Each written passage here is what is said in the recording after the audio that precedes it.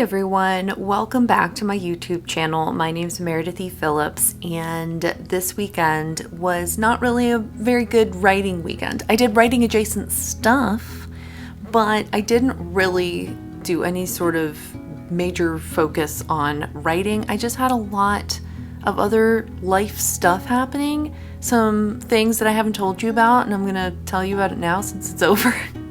But yeah, this was my weekend. So my weekend started Saturday, of course, and my office was a certified disaster, at least in my opinion.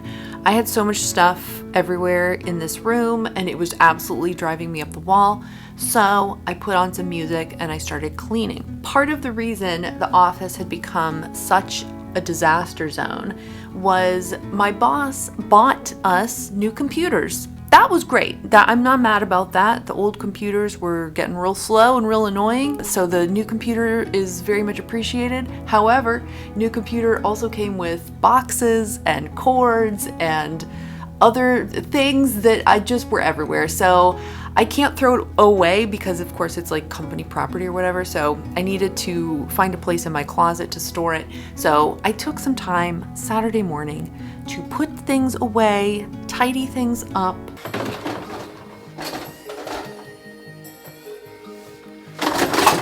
I tried valiantly to use the shredder I have near my desk. It did not want to work. I think it's time for a new shredder.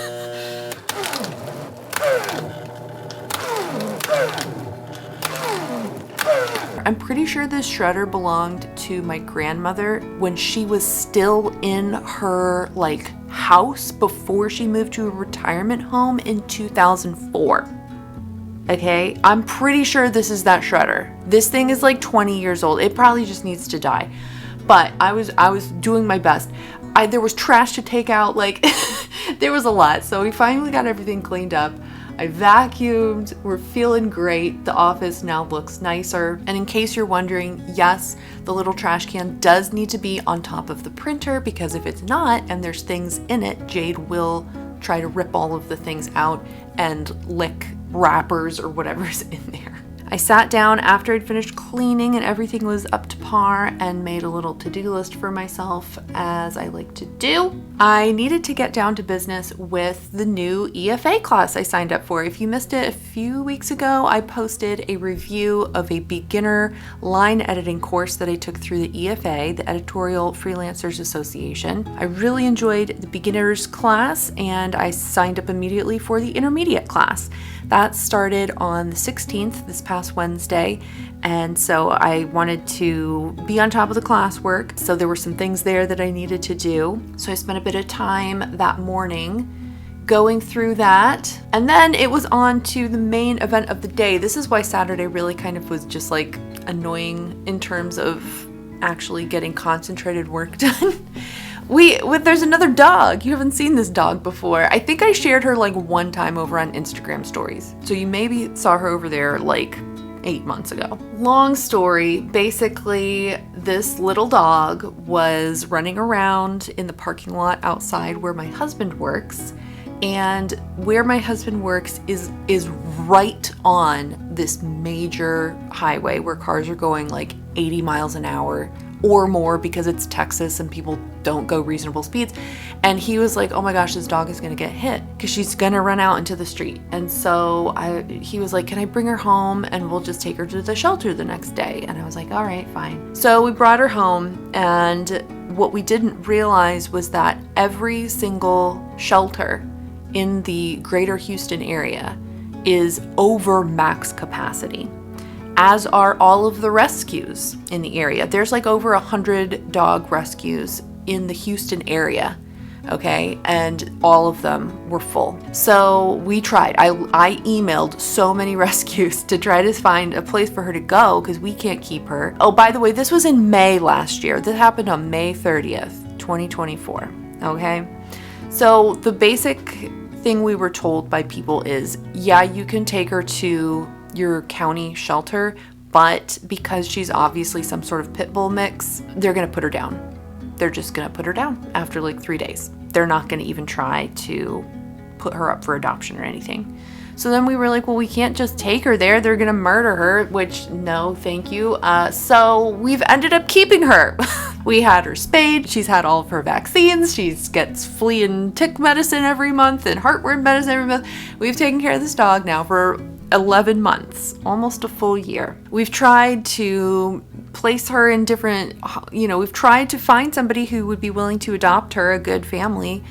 And every little kind of lead we've found has fallen through until now. So back in December, we started taking her to a local doggy daycare camp thing once a week, just so she would have a little more chance to sort of run around and be socializing with other dogs and things like that.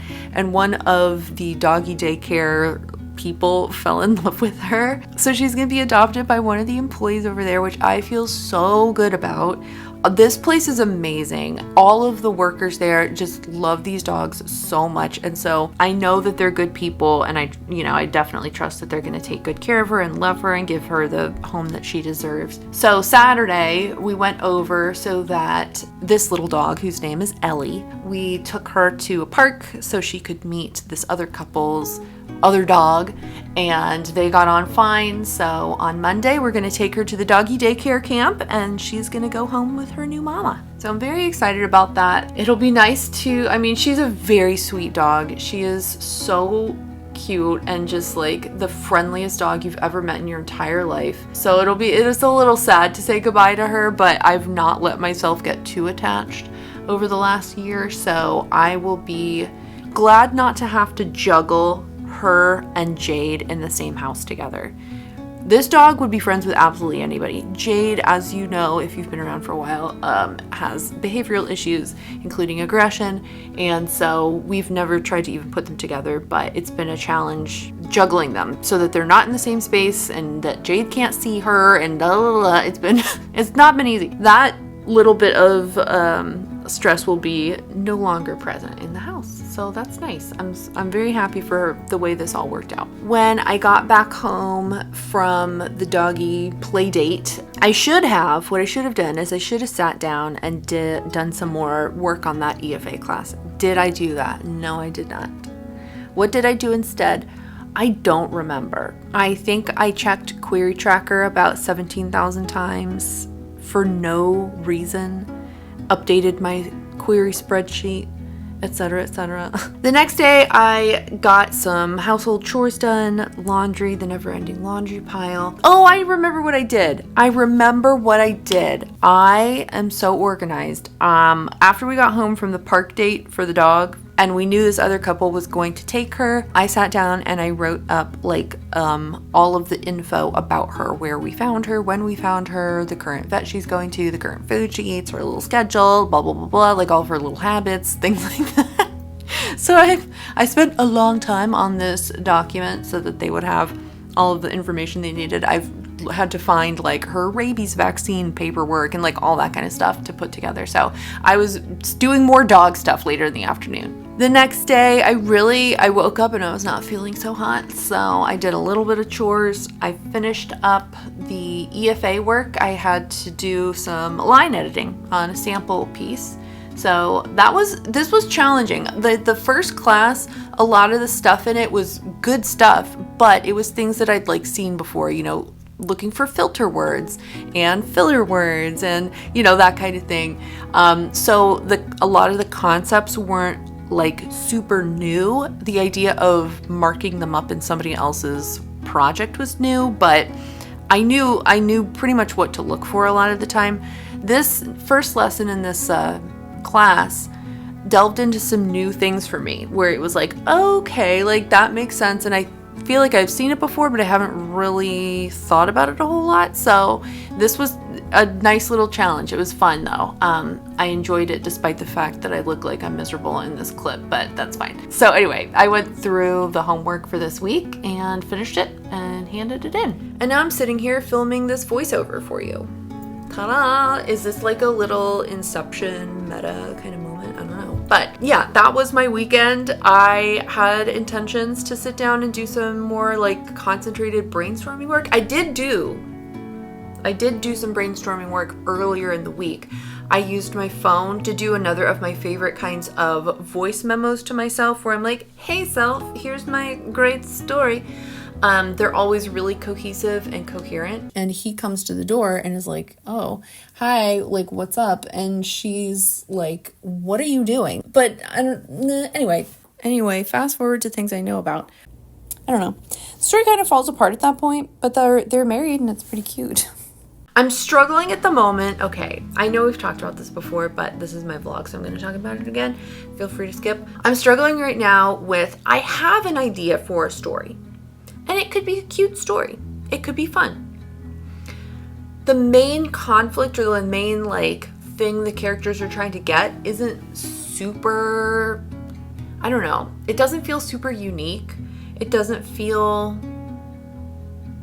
I don't know if it's compelling enough. So here's the thing. On the one hand, you could aim for super high concept premise for your story, right? But you also have things like cozy fantasy, cozy mystery, cozy romance, cozy small town romance. Mine is already taking place in a small town, and I'm wondering if I should just lean into that and go for more of a cozy premise. The difference between those is cozy mysteries or cozy whatever is usually much lower stakes. There's not the world is ending and we're all gonna die unless the main people solve the problem. It's never anything like that. It's very cozy. It's just light.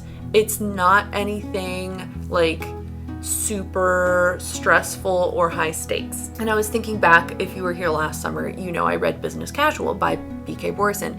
And I was thinking about that, and the stakes and the problem in that book are not high at all. The main female character in the book is trying to open a tattoo parlor. She's getting the store ready to open for the town, right? If she doesn't open it, nobody's dying. She's not getting cut off from her family. There are stakes involved, but they're much more emotional stakes rather than actual real world consequences necessarily. And as we all know, if you were here when I read that, I was obsessed with that book. I still think it's a fantastic book. I really enjoyed it. It was still great. It didn't need some sort of high concept thing to make it a good book. It was great because of the characters and the small town aspect and the emotional stakes that were wrapped up in the goal that they had, right? I don't know. Now I'm stuck over, do I actually want to try to think of some big high concept sort of thing? Is that necessary? I don't know. I don't know. I could very easily write a story with the idea I have in mind. Is it going to come across well in a query letter? Or is it going to be why would I care about this? You know what I mean? The other thing too is Business Casual is the 4th book in a series. At that point, the author has earned readers' trust. She's earned the publisher's trust, right? They know that this is going to be a good story, even if it's not high stakes, high concept, whatever. So anyway, that's the current dilemma on the writing front. So sorry we've had 2 weeks in a row of relatively short videos, but like I said, I think last week, I'm really just sort of floundering around over here, and watching a fish flop around isn't super entertaining, I don't think, for anybody, especially not the fish. I am the fish in this metaphor, but that's just how it is for the moment. We'll get back to those more lengthy vlogs, I'm sure, at some point, but for now, I think this one's gonna be over. If you liked this video, give it a thumbs up, and if you haven't already, you can click the subscribe button. I usually post videos on Fridays. Thank you so much for watching. I hope you have a great rest of your day, and I will see you next time. Bye!